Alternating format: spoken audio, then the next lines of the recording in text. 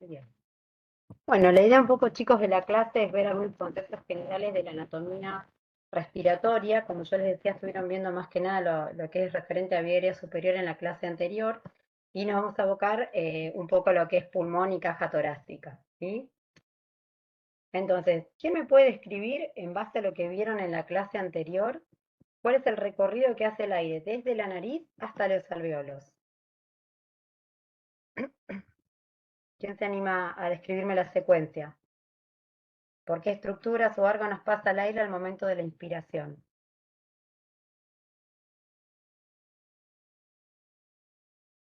Se lo digo lo que entendí, profe. ¿Sí? Anda Fosas pensando, vos nasales, pensás sí. que Ingresa por las respirar es un fosas proceso nasales. que lo hacemos habitualmente, ¿sí? Entonces, si vos haces consciente el acto de respirar y la inspiración, ¿por dónde pasa el aire hasta llegar a los alveolos? Sí, sería, ingresa por las fosas nasales, luego por lo que son los meatos respiratorios o de los tabiques nasales que forman los tres canalículos o meatos, que nunca me acuerdo bien el nombre de los conductos que se forman Sí, son los cornetes. en los cornetes, exacto. De ahí pasa Bien, a la faringe superior, laringe, tráquea, luego bronquios, bronquiolos, bronquiolo terminal, bronquiolo respiratorio y alvéolo, si no recuerdo mal, saco alveolar. perfecto. Y si quisiéramos ser un poco más exactos en la descripción de la faringe, podemos hablar de rinofaringe, orofaringe y laringofaringe, ¿sí? Esa sería la secuencia por la cual ingresa el aire inspirado durante el movimiento respiratorio. ¿Bien? Para Profe, respirar ¿puedes y repetir lo ventilar. de la laringe? ¿Cómo, perdón? Si podrías repetir lo de la laringe. La faringe. Hablamos, la faringe se la puede dividir en tres porciones, que son la rinofaringe, la orofaringe y la laringofaringe. ¿Sí? Para cuando hablamos Gracias. de respirar, todos en algún momento hemos usado el concepto de respiración, respirar. Respirar y ventilar, ¿es lo mismo? ¿Qué es la respiración? No, no es lo mismo.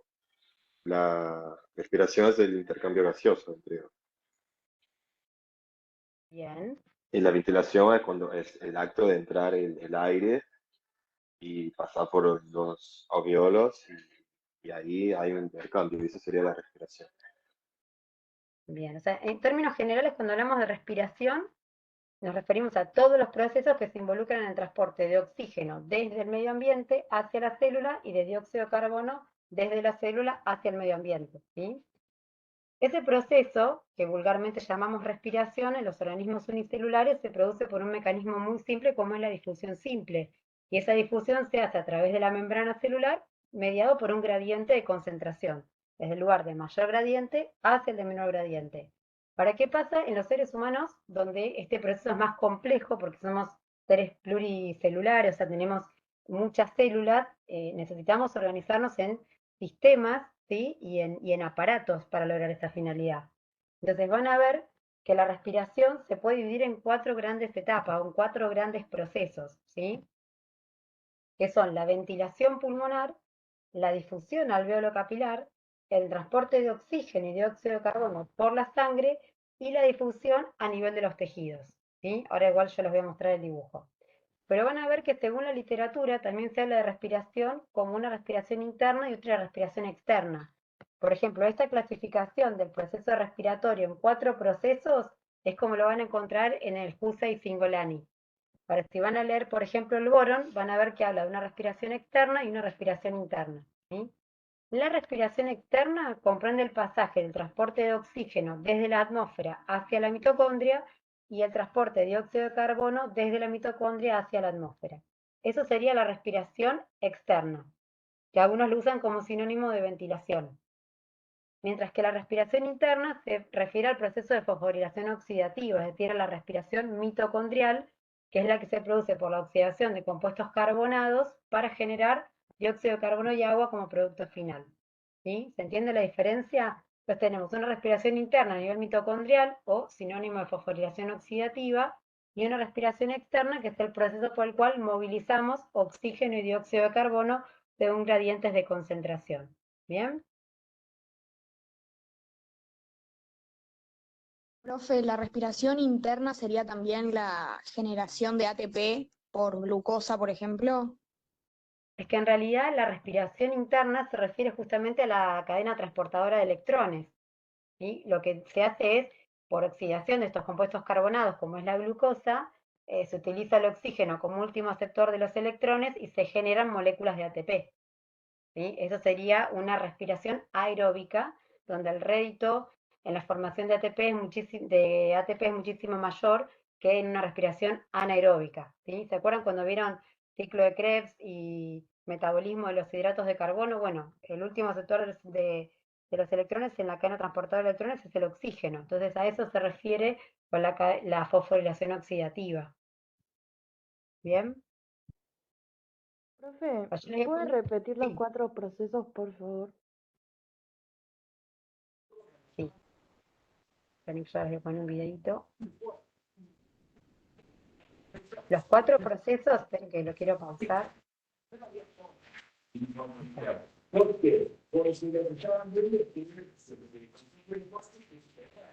Los 4 procesos son la ventilación pulmonar, igual ahora lo vamos a ver en una diapo que yo les armé, la difusión alveolo capilar, el transporte de oxígeno y dióxido de carbono por la sangre y la difusión a nivel de los tejidos.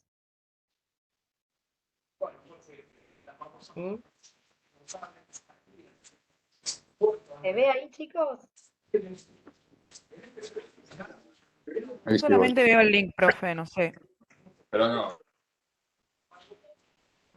Esperen que voy a volver a compartir, porque si les pongo, el video lo tengo descargado en la computadora, pero si lo pongo desde la computadora no aparece el subtítulo de la traducción. ¿Ahí se ve? Sí, profe, se ve. Sí, sí. Miramos este videito que es como una especie de resumen y seguimos con las diapos, ¿sí? Fíjense que está traducido. Respiratory system is to exchange oxygen and carbon dioxide between the body and the environment. That exchange process itself leads in the respiratory condition within the lungs.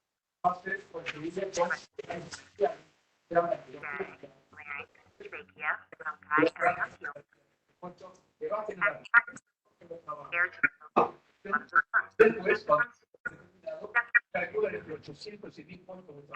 Profe, perdón, pero no escucho nada porque se escucha a alguien hablando. While the beating cilia drives debris-laden mucus En inglés towards the está front traducido. swallow. Inhaled bacteria are destroyed by lysozyme in the mucus. Additional protection against pathogens is provided by lymphocytes antibodies. There are 3 folds of tissue arising from the wall of the nasal cavity, called nasal convolution or turbinate. These structures serve to increase the contact surface of air, enabling the nose to rapidly of the nasal cavity factors nerve cells in its lining and is responsible for from the nose, inhaled air turns 90 degrees downward as it reaches the larynx. Is another trap for large dust particles, which because of their inertia, crash into the posterior wall of the throat and thick mucosa. The pharynx houses several tonsils. These immunocompetent tissues of the immune system are well positioned to respond to inhaled pathogens. In addition to inhaled air, which is on its way to the lungs, pharynx also passes food and drink from the mouth to the esophagus. Because aspiration of food or drink into the lungs may potentially be life-threatening, there are mechanisms in place to prevent this from happening. The larynx is most critical in this regard. The opening of the larynx is guarded by a tissue flap called the epiglottis. During swallowing, the larynx is pulled up and the epiglottis flips over, directing food and drink to the esophagus. More importantly, the vocal folds also close to protect the larynx. From the larynx, air passes to the trachea, the windpipe, which then splits into 2 primary bronchi, supplying the 2 lungs. In the lungs, primary bronchi branch into smaller and smaller bronchi and bronchioles, forming the bronchial tree with millions of air tubes or airways. The airways have a layer of smooth muscle in their wall, which enables them to constrict or dilate. In response to the body's higher demand for air, such as during exercise, the airways dilate to increase airflow. On the other hand, in the presence of pollutants in the air, the airways constrict to minimize their entry to the lungs. The larynx, trachea, and bronchial tree are lined with ciliated columnar epithelium, which produces mucus and functions as a mucociliary escalator. While the cilia beating moves the mucus up toward the throat, where it is swallowed.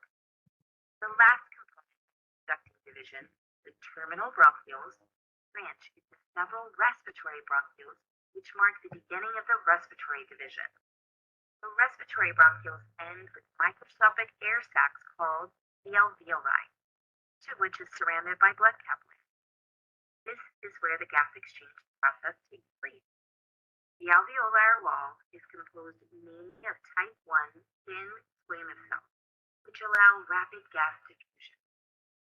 Inhaled oxygen moves from the alveoli into the blood in the capillary, while carbon dioxide relocates from the blood to the alveoli to be exhaled out of the body. There is also a small number of type 2 cuboidal cells secreting a surfactant. Is to lower the surface tension at the air-liquid interface and prevent the alveolus from exhalation. Alveoli also house a large number of macrophages, ready to engulf any inhaled particles that manage to get past barriers to the lungs. The debris-laden macrophages then ride the mucociliary escalator up to the throat, swallowed and digested.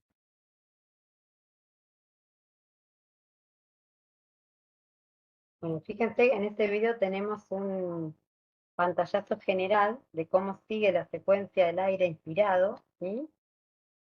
Y empieza a relacionarse con algunos temas que ya habíamos visto antes, como por ejemplo el sistema inmunitario, ¿sí?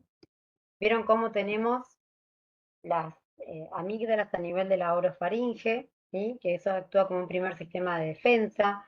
Las características del epitelio respiratorio también tienen propiedades inmunitarias, como son, por ejemplo, las propiedades de las cilias que permiten movilizar para deglutir posteriormente o para expectorar sustancias que puedan ser contaminantes. La producción de moco continuo. Entonces, fíjense cómo empezamos a ver cosas que vimos en sangre que tienen que ver con inmunidad, que empiezan a aplicarse al aparato también respiratorio, ¿sí? Ustedes habrán escuchado hablar como pacientes que dejan de fumar y de golpe dicen, estoy con mucho más moco, expectoración, todos. Al final, dejé de fumar y estoy peor. ¿Nunca escucharon pacientes que digan eso, familiares o amigos? Sí. Eso tiene que ver con que, fíjense, el calor que ingresa es un humo caliente, lleno de contaminantes y de tóxicos, está continuamente agrediendo el epitelio respiratorio. Ese epitelio ciliado, pseudoestratificado, con capacidad de producir moco, está continuamente agredido por el efecto del humo del cigarrillo.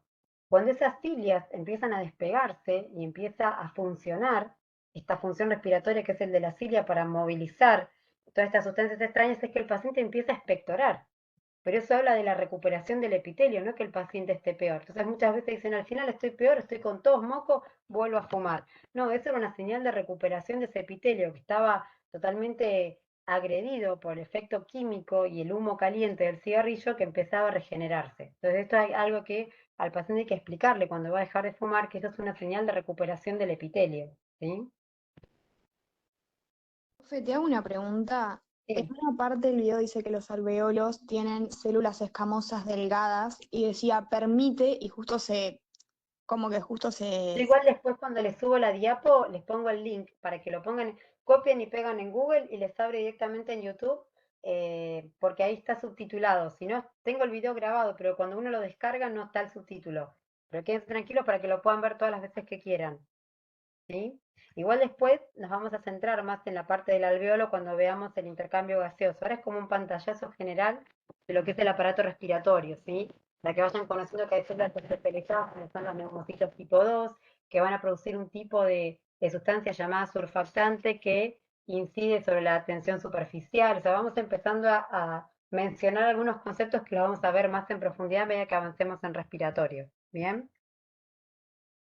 Entonces, fíjense que yo les decía que la respiración se puede dividir en 4 grandes procesos o 4 etapas, como son la ventilación pulmonar, ¿sí? Fíjense acá, la ventilación pulmonar, yo les dije que era el proceso por el cual el oxígeno que está contenido en el aire inspirado va a ingresar dentro del pulmón, mientras que el dióxido de carbono sale desde el pulmón hacia el aire a través de la expiración, ¿sí? Este proceso por el cual una, una sustancia que está contenida dentro de un medio es transportado gracias al flujo de ese medio se conoce como convección, ¿sí? En este caso, el medio de convección es el aire. Bien, entonces lo que va a transportar es oxígeno desde el aire ambiente hacia el pulmón y va a eliminar dióxido de carbono desde el pulmón hacia el aire, ¿sí? Este proceso de transporte se conoce como convección. Bien. La segunda etapa yo les había dicho que era la difusión alveolo capilar. Y en este caso, el mecanismo responsable de la difusión va a ser el gradiente de presión que existe entre el oxígeno y el dióxido de carbono. Fíjense que en este caso voy a tener gran cantidad de oxígeno, ¿sí? Mientras que en los vasos, en las vénulas capilares, el contenido de oxígeno va a ser menor, por lo tanto el oxígeno va a pasar desde el alveolo hacia la vénula capilar, hacia el capilar del componente venoso, digamos, mientras que a medida que va aumentando el gradiente de dióxido de carbono va a hacer que pase desde el vaso hacia el pulmón para ser eliminado, ¿sí? En este caso también el transporte se produce a través de un sistema de convección, pero en este caso, ¿cuál va a ser el medio convectivo?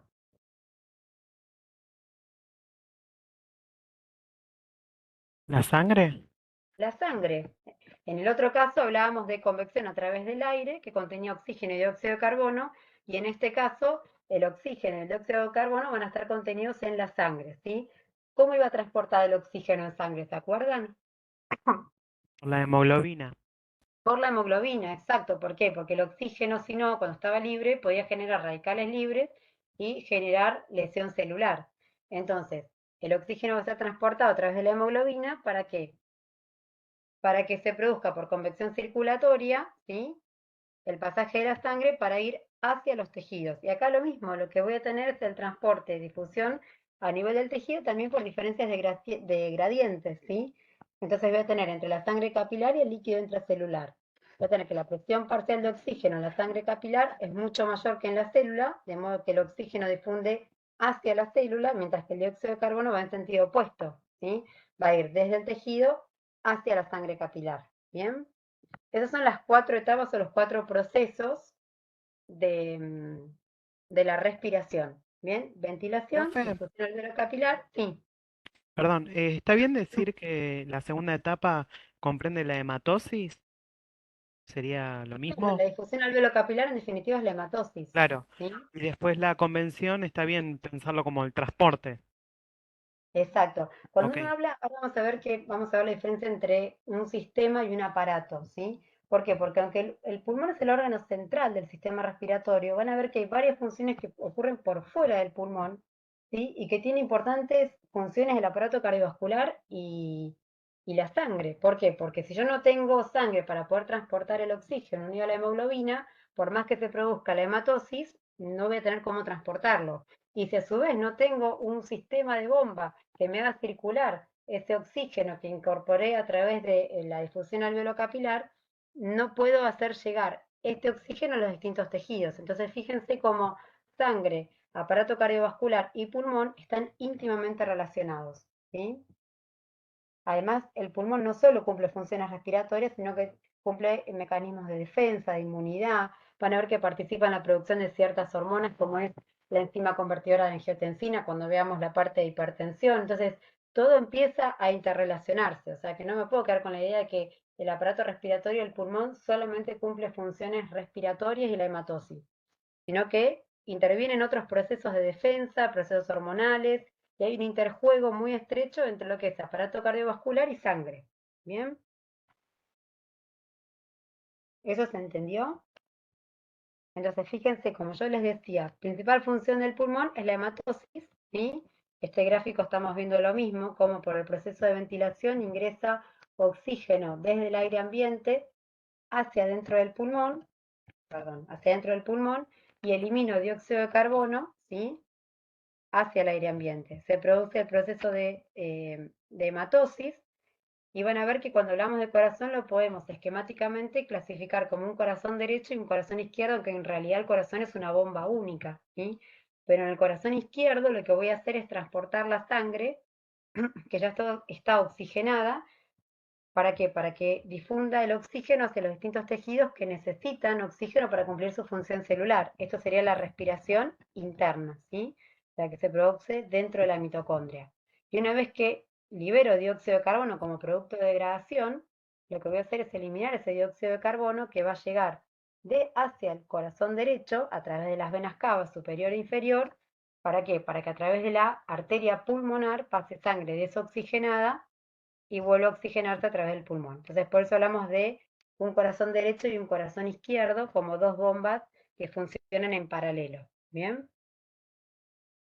Entonces, fíjense, las condiciones que contribuyen a la eficacia del intercambio gaseoso están dadas, ¿por qué? Porque en un volumen relativamente pequeño de sangre que está distribuido en una superficie muy extensa, es puesto en contacto con un volumen relativamente grande de aire a través de una membrana delgada, y tanto la sangre como el aire son renovados continuamente por medio de mecanismos que demandan un trabajo relativamente pequeño, ¿sí?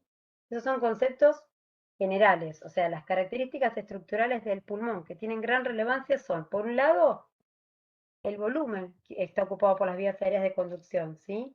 Van a ver que después vamos a ver cómo la superficie de sección individual hace que cada vía aérea sea de menor tamaño individualmente, pero cuando uno mira la superficie global es muchísimo mayor. Entonces, por eso hablamos de que tenemos una gran superficie, ¿sí?, una superficie extensa que se pone en contacto con un volumen relativamente grande de aire. ¿Bien? Después, por otro lado, que la membrana alveolo-capilar que separa el aire alveolar de la sangre es muy delgadita, ¿sí? Y eso lo que permite es que el intercambio sea más eficiente, es de aproximadamente 0,5 micras. Bien, por eso después es importante que conozcan cómo está formada la membrana alveolo-capilar. Y por otro lado, que el volumen de sangre que está contenido en los capilares pulmonares es muy pequeño, alrededor de 100-150 mililitros. Y esto hace que, gracias a la gran superficie capilar, el espesor de la capa de sangre que está en contacto con el área alveolar sea muy pequeña, facilitando así el rápido equilibrio entre los gases a un lado y al otro de la fase, ¿sí? Y por otro lado, que este circuito esté en continuo movimiento. Entonces eso me permite que, a través del movimiento de inspiración-expiración, ir cambiando continuamente el aire, y por otro lado, que esa sangre, oxigenada y desoxigenada continuamente, se bombea a través de una bomba que es el corazón, ¿sí? Estas características hacen que el pulmón sea eficiente en su función de hematosis. Fíjense lo que yo les decía, cómo tenemos una zona de conducción que comienza con la tráquea, que es un tubo grande, pero a medida que se va dividiendo en bronquios, bronquiolos y bronquiolos terminales, la superficie de sección individual es menor, pero cuando uno hace la sumatoria, la superficie de sección es mayor, ¿sí? Y esto permite optimizar las zonas de intercambio. Y por otro lado tenemos una zona respiratoria que comienza... ¿Pero puede volver a repetir, por favor? Sí, que fíjense, yo acá tengo un caño grande, que es la tráquea, ¿sí? Pero a medida que se va dividiendo en bronquios, bronquiolos terminales, la superficie de sección individual es menor, o sea, tengo un cañito mucho más chiquitito en diámetro, pero cuando sumo todas esas superficies de sección individuales, hacen que mi superficie de intercambio en el global sea muchísimo mayor, y eso hace más eficiente el intercambio, ¿sí? Imagínense que si todo el intercambio tuviera que hacerse a través de un único caño grande, ¿sí? Aparte, estructuralmente, histológicamente, la tráquea tiene cartílago, tiene músculo, lo que hace que no sea eficiente para el intercambio. ¿Por qué? Por su estructura histológica. A medida que se van adelgazando y desaparece el cartílago y desaparece y se adelgaza el músculo liso, hace que esta sea la zona de transición entre la zona de conducción y la zona respiratoria, que es donde realmente se puede realizar la hematosis, ¿sí? Eso tiene que ver no solo con la superficie de sección, sino también con la histología, cómo cambia el bronquiolo terminal con respecto al bronquiolo respiratorio. Ahora bien, ¿cómo ingresa el aire hacia los pulmones? Vimos cuál es el recorrido que hace desde el aire ambiente a través de la nariz, pero ¿qué es lo que hace que ingrese el aire hacia el pulmón? La diferencia de presiones. Perfecto. Siempre los gases se movilizan de un espacio a otro por diferencia de presión, ¿sí? Esto es un concepto físico que se va a aplicar no solo al aparato respiratorio, sino también cuando veamos cardiovascular, cómo se mueve la sangre desde la aurícula izquierda hacia el ventrículo izquierdo por gradientes de presión, ¿sí? Siempre se genera a través de un gradiente, en este caso por las diferencias de presión, que sería la presión parcial del gas, ¿sí? Entonces nunca se olviden que la movilización se hace por diferencias de presión. Fíjense, entonces, que a mayor diferencia de presión, mayor va a ser el flujo respiratorio. O sea, a mayor presión, el flujo es directamente proporcional, desde los bronquios primarios hacia los bronquiolos respiratorios. Pero va a ser inversamente proporcional a la resistencia, ¿sí? Entonces, cuanto mayor resistencia, menor va a ser el flujo. Eso es lo que ocurre en un paciente asmático, por ejemplo, donde hay una disminución en el calibre del bronquio porque se produce un espasmo del músculo liso que rodea al bronquio, entonces hay una mayor resistencia, entonces el flujo de aire, el flujo respiratorio disminuye, ¿sí? Entonces a mayor presión, mayor flujo respiratorio, pero a mayor resistencia, menor flujo. ¿Bien? Y acá les pongo otro videito. O sea, profe, con el dibujo que mostró recién, Sí. sería que hay menor presión a nivel de los bronquiolos, digamos. ¿Cómo, perdón? Con la diapo que mostró recién, digamos que hay menor presión, menor resistencia a nivel bronquiolo. Claro, eso es lo que facilita el flujo. Es Claro. inversamente proporcional, ¿sí? ¿Se ve lo que estoy compartiendo? Tienen que...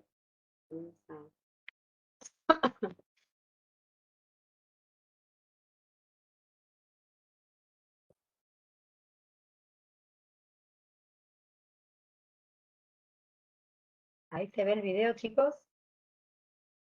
Sí, profe. Bien. De vuelta, yo les dejo el link, se los pongo directamente desde YouTube para que puedan tener el subtítulo, ¿sí? Pero después les dejo el link para que lo vean las veces que quieran. Me parece que estos videos ayudan a recordarlo mejor, porque una cosa es que te lo digan y otra cosa es verlo, ¿sí? Si después a ustedes no les sirven, me dicen y no los pongo más. Ventilation, commonly referred to as breathing, is the process of air flowing in and out of the lungs during inspiration and expiration. Air movements are governed by the principles of gas laws.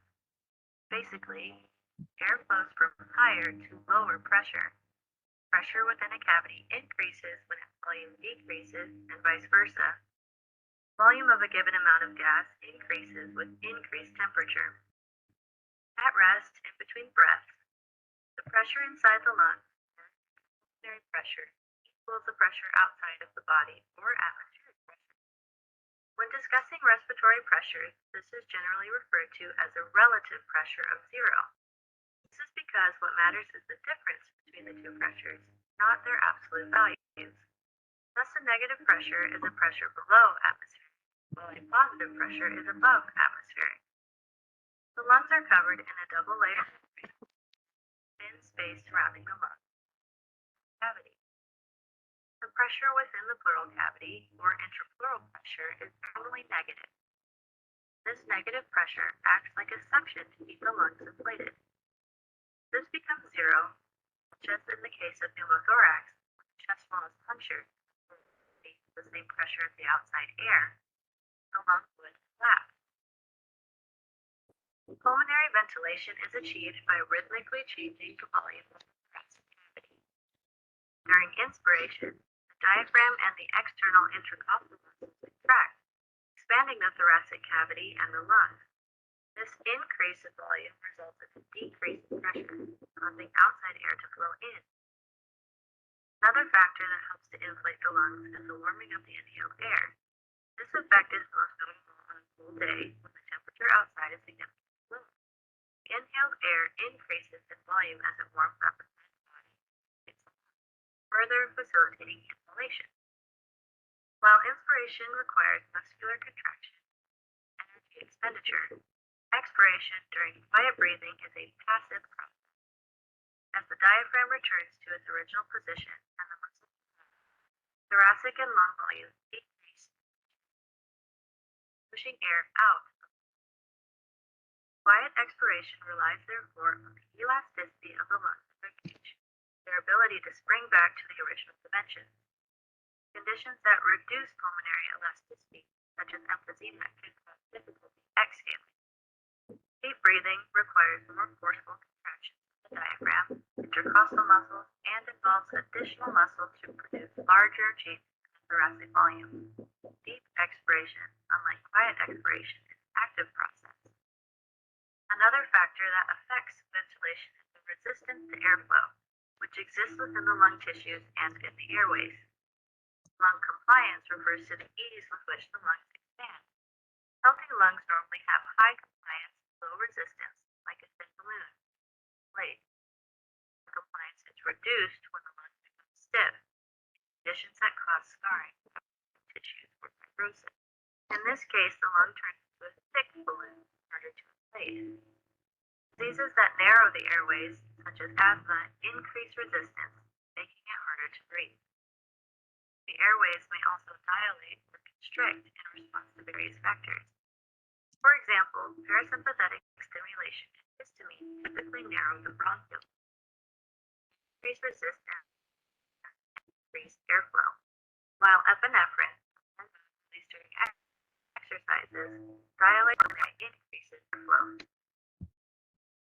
Bien, después esto lo vamos a ver más en detalle cuando veamos las propiedades elásticas y estáticas del pulmón, ¿sí? Eso lo vamos a ver en más detalle, no se preocupen. ¿Ahí están viendo las diapos de vuelta? Sí. Bien. Entonces, fíjense que un concepto importante es ver que el pasaje de aire se produce por diferencias de presión, y esa diferencia de presión tiene que ver con las presiones que vamos a ver más adelante a nivel de la pleura, ¿sí? La presión pleural, la presión pulmonar y la presión transpleural, y tiene que ver también con la presión atmosférica. Entonces, en base a este interjuego de presiones es que se va a producir el pasaje de aire desde el exterior hacia el pulmón y desde el pulmón hacia el exterior, ¿bien? Y van a ver que las características elásticas que tienen tanto el pulmón y el tórax hacen que el pulmón tienda a colapsarse continuamente, mientras que el tórax tiende a expandirlo, ¿sí? Esas tendencias opuestas hacen que la presión que haya entre la hoja de la pleura sea menor que la atmosférica, y por eso tenemos una presión pleural negativa, que como ahí decía el ejemplo, cuando se rompe, por ejemplo en caso de un neumotórax, produce el colapso pulmonar, ¿bien? Pero ya les digo, cuando veamos la mecánica de la ventilación lo vamos a ver en mayor detalle. Entonces, cuando hablamos de la mecánica de la ventilación, hacemos la diferenciación entre dos grandes zonas, que son la zona de conducción y la zona de intercambio gaseoso. La zona de conducción a su vez se va a diferenciar en vías aéreas extratorácicas y vías aéreas intratorácicas. La vía aérea extratorácica corresponde a nariz, faringe y laringe, que fue lo que vieron en la clase pasada, ¿bien? Y después tenemos dentro de las vías aéreas intratorácicas, tráquea, bronquios lobulares, bronquios lobulillares y bronquiolos terminales. Bien, nos vamos a centrar en la parte de los bronquios en esta clase. Y después tenemos la zona de intercambio gaseoso, que sería esta fase terminal, donde tenemos los bronquiolos respiratorios, los conductos alveolares y los sacos alveolares. Estas tres estructuras, bronquiolo respiratorio, conducto alveolar y saco alveolar, forman lo que se conoce como acino pulmonar, ¿sí? Puede ser que en la literatura vean que aparece como acino pulmonar.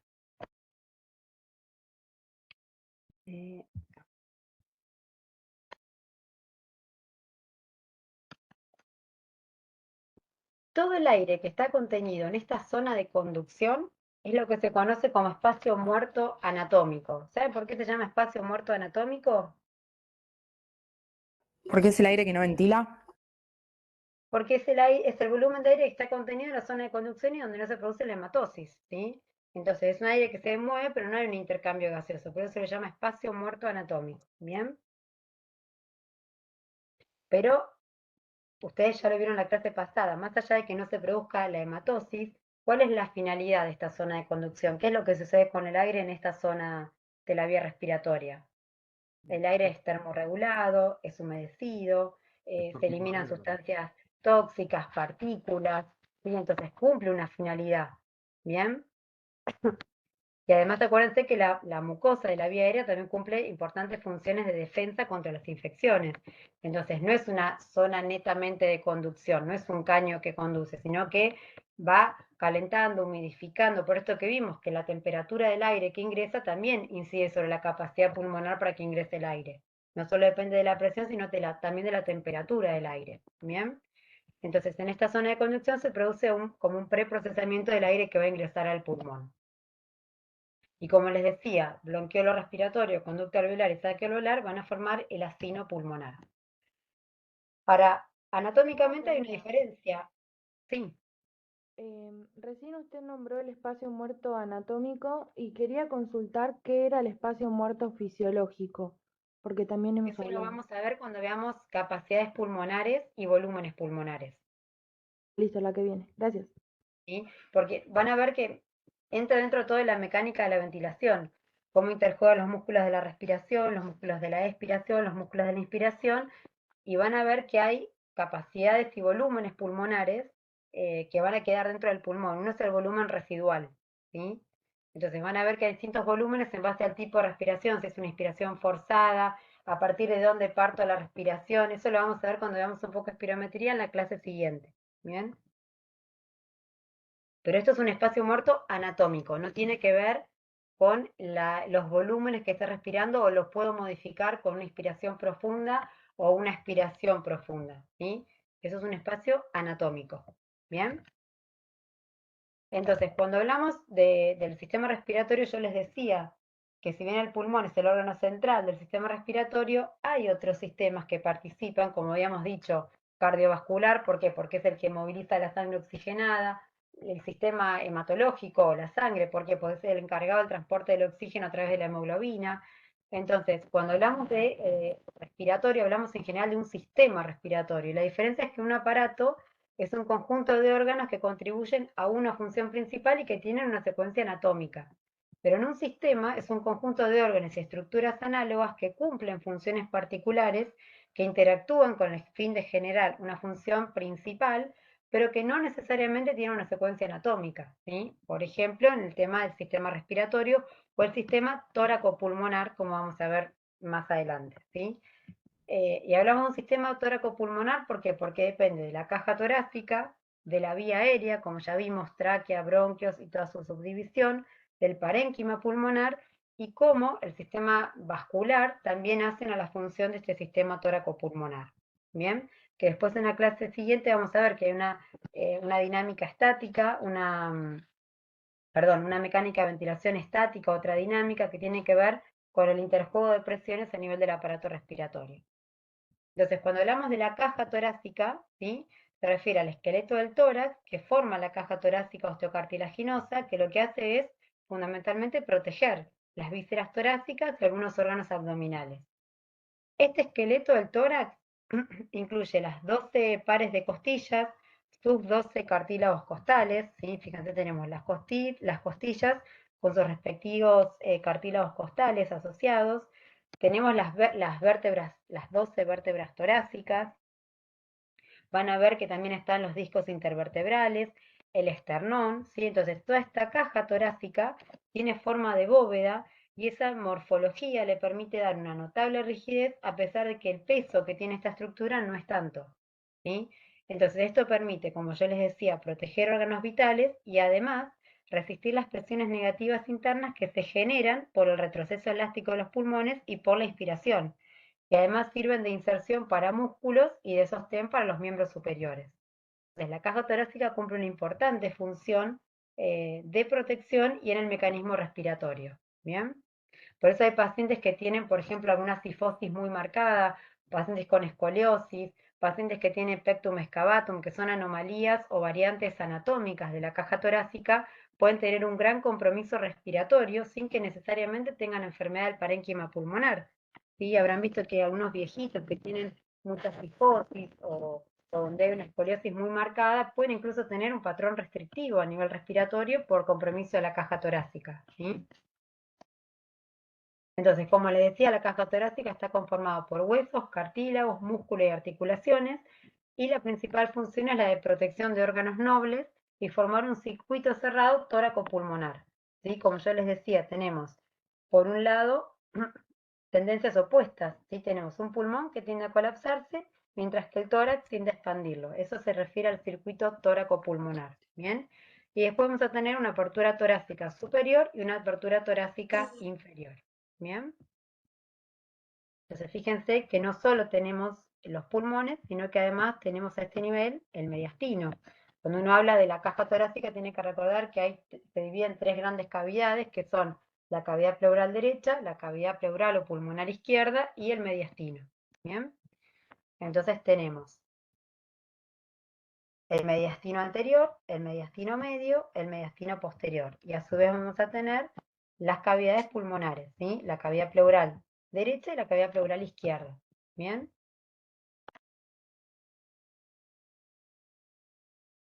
Entonces, fíjense que decíamos también que tenemos aberturas torácicas, una abertura torácica superior y una abertura torácica inferior, que están delimitadas, ¿sí? Esto es un reparo anatómico. Hacia arriba, la abertura torácica superior tiene el límite posterior que está dado por la vértebra torácica T1, ¿bien? Lateralmente, por la primer par de costillas de su cartílago. ¿Cómo, perdón? Ah, pensé que me preguntaban algo. Lateralmente vamos a tener el primer par de costillas, ¿sí? De un lado y del otro, con sus respectivos cartílagos costales, y el límite anterior corresponde al borde superior del manubrio. ¿Bien? Esta es la apertura torácica superior que continúa con ¿qué? Con todo el contenido a nivel del cuello, ¿sí? Con todas las estructuras que ya sabemos que tenemos, laringe, faringe, grandes vasos como son carótidas, venas yugulares, entonces es una zona de transición importante. Y hacia abajo vamos a tener la apertura torácica inferior. Esta foto es textual del MUR, por si la quieren ver, yo se los transcribí tal cual. Tenemos un límite posterior que está dado por la vértebra torácica T12, un límite anterolateral dado por los cartílagos costales, ¿sí? De las costillas 7 a la 10, ¿bien? De las 7 a la 10, posterolateralmente por las costillas 11 y 12, y el límite anterior que está dado por la articulación cifoesternal, ¿bien? Este es la abertura torácica inferior, y a este nivel, ¿qué es lo que vamos a tener? Que presta inserción al músculo diafragma, ¿sí? Que es fundamental para la respiración, es el principal músculo de la respiración, y a su vez permite dividir la cavidad torácica de la cavidad abdominal. ¿Bien? ¿Eso se entendió? Sí, profe. Sí.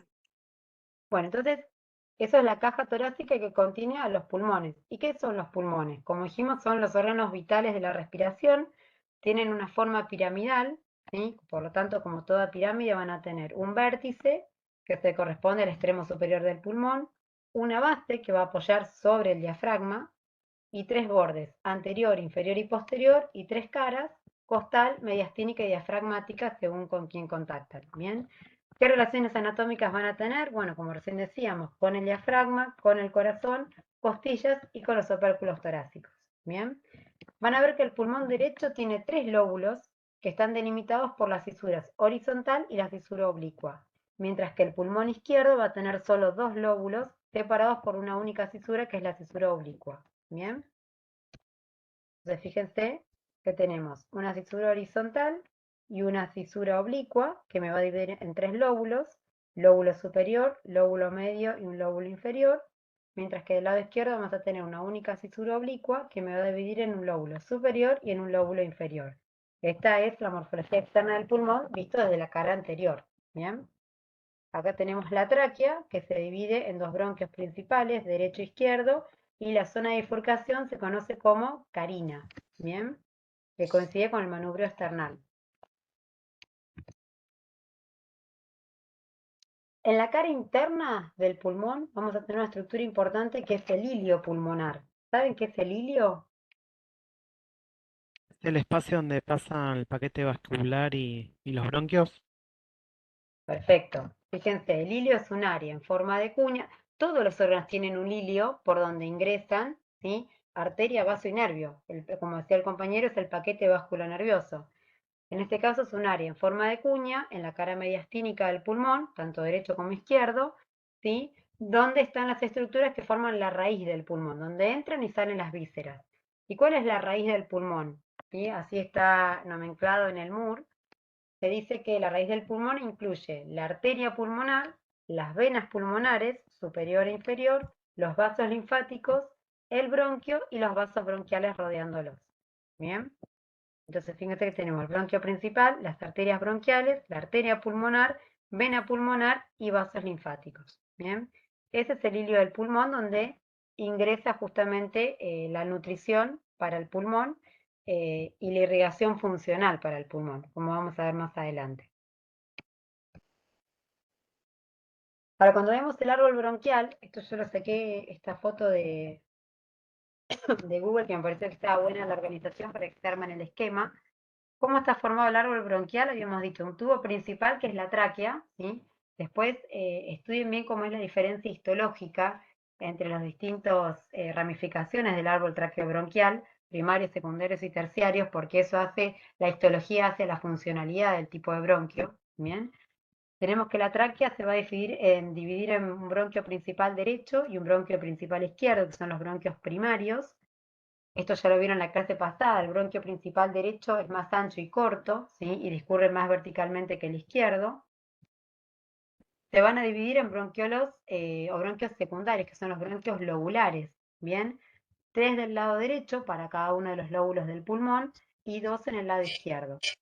Y esto va a dar origen a los bronquios terciarios o bronquios segmentarios, ¿bien? Que van a dar origen a los bronquiolos de conducción.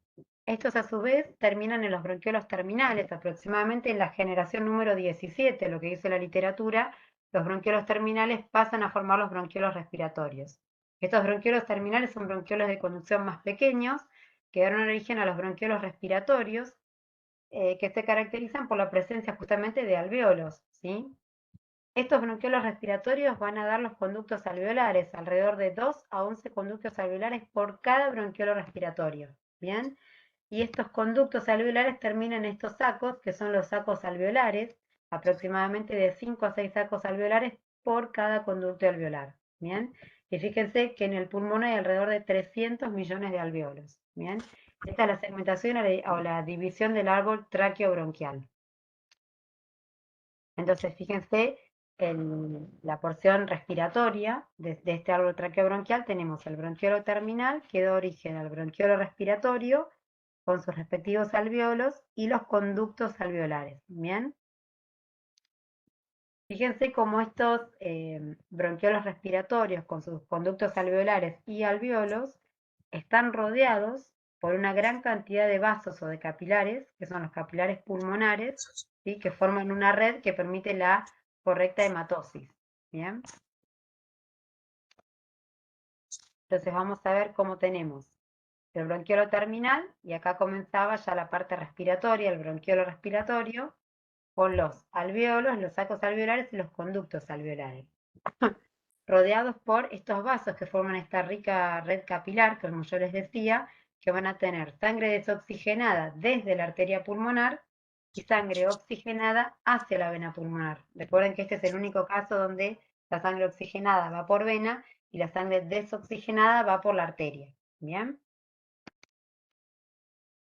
Y esto es importante, ¿por qué? Porque si recuerdan, que después lo vamos a ver mejor cuando veamos el aparato cardiovascular, esta sangre venosa llega a través de las 4 venas pulmonares, ¿hacia dónde? Hacia la aurícula izquierda.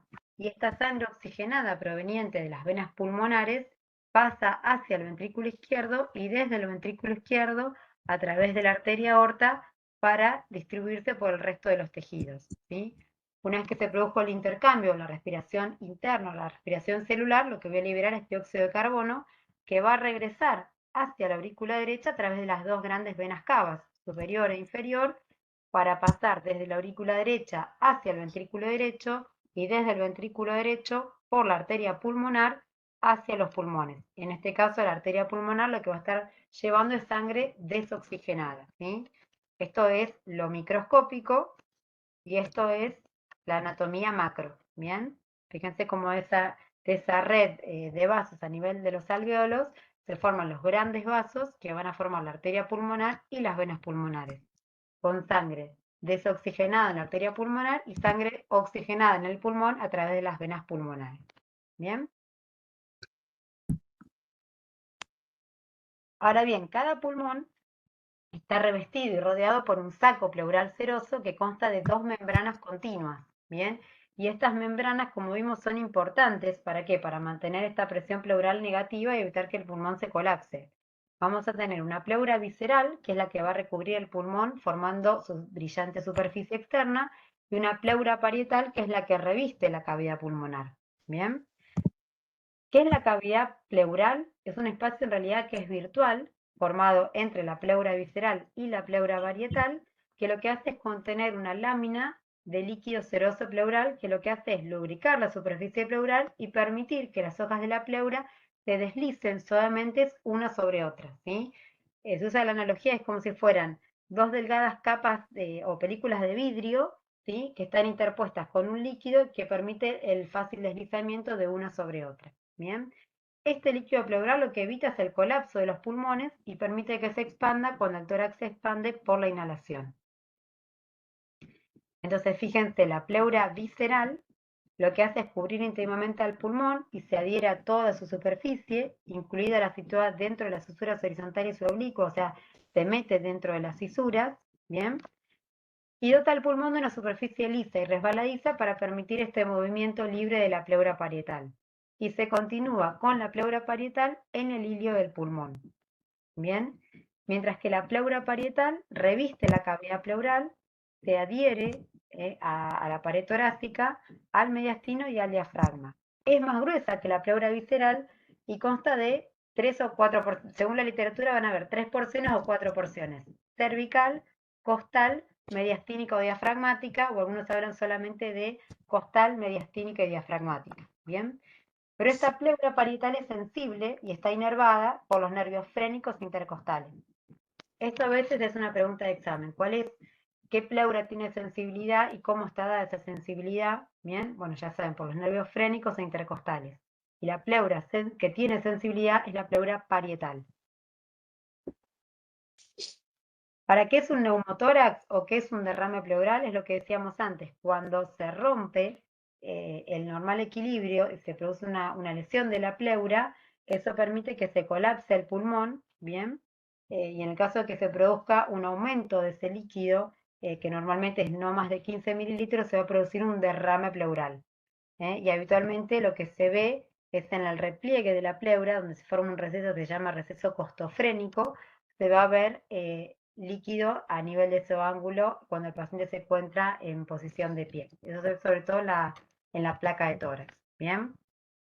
Esto es lo que yo les decía entonces, el receso costofrénico. Bien, cuando hay un derrame pleural se ve esta zona como una zona horizontal porque está ocupado con líquido, cuando el paciente está de pie por una cuestión obviamente gravitacional. Y acá tenemos entonces la pleura visceral, que es la que recubre íntimamente al pulmón, se repliega sobre el hilio y se continúa como pleura parietal con sus 4 componentes, como decíamos, pleura cervical, bien, la pleura costal, la pleura diafragmática, bien, y la pleura mediastínica, ¿sí? Para que entiendan cómo es la disposición de la pleura, es como si fuera un puño introduciéndose en un globo. Entonces son 2 capas que están íntimamente pegadas y esas 2 capas están separadas por este pequeño líquido pleural que, como ya les decía, en condiciones normales es imperceptible. Bien, cuando aumenta ese contenido líquido hablamos de un derrame pleural. ¿En qué situaciones clínicas puede producirse un derrame pleural? Por ejemplo, en caso de una insuficiencia cardíaca, porque se alteran las presiones hidrostáticas que vamos a ver más adelante, en caso de que haya una disminución de la presión oncótica, en ciertos casos de exudados como procesos infecciosos, por ejemplo, por una neumonía. Entonces, en muchas situaciones puede haber contenido líquido anómalo en esta cavidad por situaciones que son siempre patológicas. ¿Bien? ¿Y por qué es patológico? Porque en condiciones normales hay una continua aspiración de ese líquido pleural a través de los linfáticos, ¿sí? Entonces, como dijimos, la membrana pleural es una membrana serosa, mesenquimatosa, porosa, a través de la cual transudan pequeñas cantidades de líquido intersticial hacia el espacio pleural. Esos líquidos arrastran proteínas tisulares, lo que le da al líquido pleural una característica mucoide, y ese exceso de líquido es extraído continuamente por bombeo por los vasos linfáticos, lo que hace que la cavidad pleural tenga una presión negativa. Y esto vamos a ver la próxima clase, es muy importante para la dinámica de los movimientos respiratorios. ¿Bien? Fíjense que tenemos una presión intratorácica que va a ser negativa, mientras que la presión atmosférica es positiva. Bien, y esto va a permitir entonces que la presión pleural sea menor que la presión atmosférica. Como habíamos dicho antes, uno de los principios físicos que permiten la entrada del aire era ¿cuál? La diferencia de presión. Entonces tiene que haber un gradiente de presión para que el aire pueda ingresar dentro del pulmón. Bien. Fíjense que cuando estamos en condiciones de reposo, la presión atmosférica es de 760 milímetros de mercurio, y la presión intrapulmonar y la presión intrapleural va a ser más negativa por este efecto aspirativo, ¿bien? Y eso es lo que evita que el pulmón se colapse, mientras que el tórax tiende a expandirse. Ahora, cuando se produce la inspiración, la presión dentro del pulmón va a ser subatmosférica, o sea, va a ser menor, y esto permite el pasaje de aire por gradiente de presión. Y en la expiración, la presión dentro del pulmón es mayor que la presión atmosférica y por lo tanto permite la salida del aire. Bien, vamos a ver que el principal músculo de la respiración es el diafragma, pero que en ciertas situaciones patológicas puede ser que necesitemos de músculos accesorios, como son para la inspiración los intercostales externos, el músculo esternocleidomastoideo, o bien para la expiración que necesitemos de los músculos intercostales internos o bien de los músculos de la pared abdominal. Bien, eso lo vamos a ver mejor también en la próxima clase. Pero siempre recuerden de este interjuego de presiones para el proceso de inspiración y expiración y cómo las presiones se igualan en condiciones de reposo. ¿Hasta ahora vamos bien? Ya terminamos, es unas últimas diapos. ¿Vamos bien? Bueno. Cuando hablamos de la vascularización del pulmón, van a ver que tiene una particularidad, y que esta vascularización es doble. ¿Por qué decimos que es doble? ¿Qué arterias van a estar participando en la vascularización pulmonar? ¿Se acuerdan?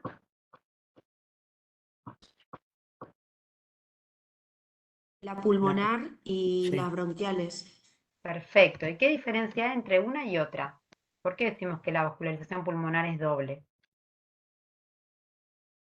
¿Quién nutre al pulmón?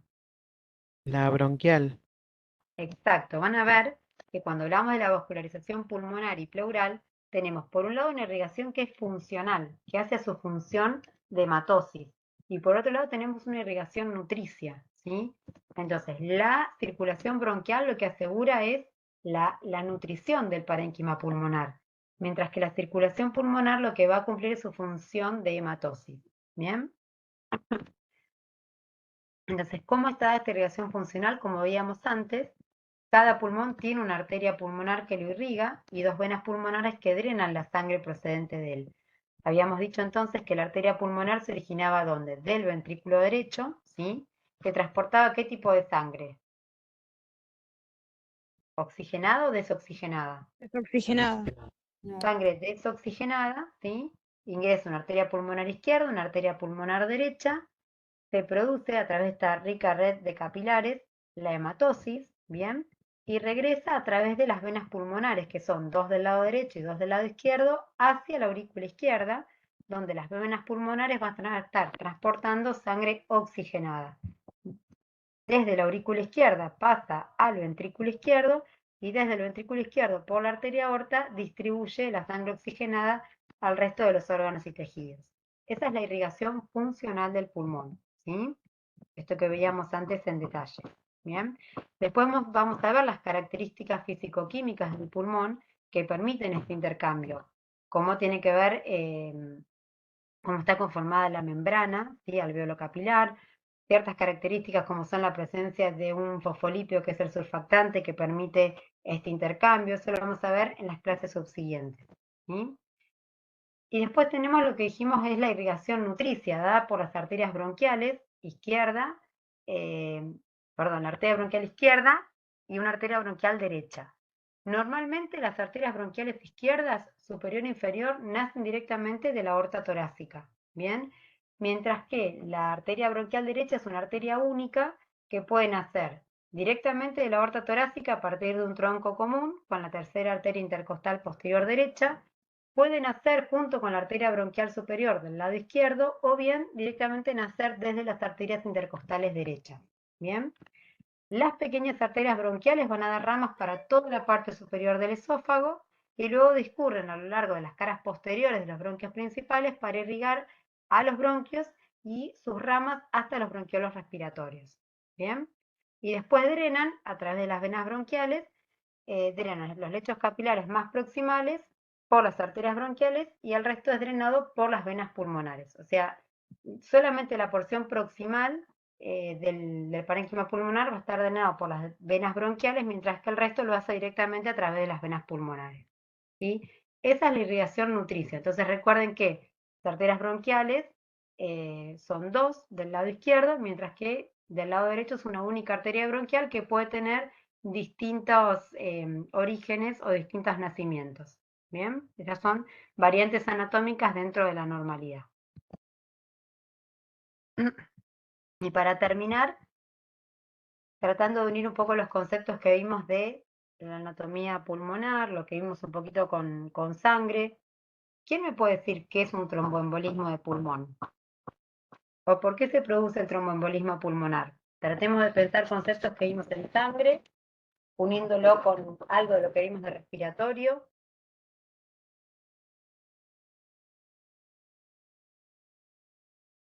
Se forma un coágulo sanguíneo que bloquea el flujo de sanguíneo hacia los pulmones.